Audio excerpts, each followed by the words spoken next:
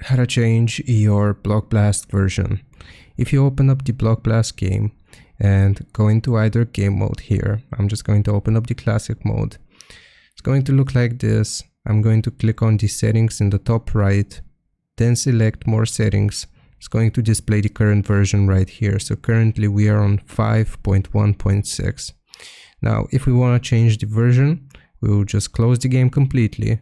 And then we want to go into the App Store. From here, you should see Block Blast, or you can search for it. So I'm just going to search Block Blast.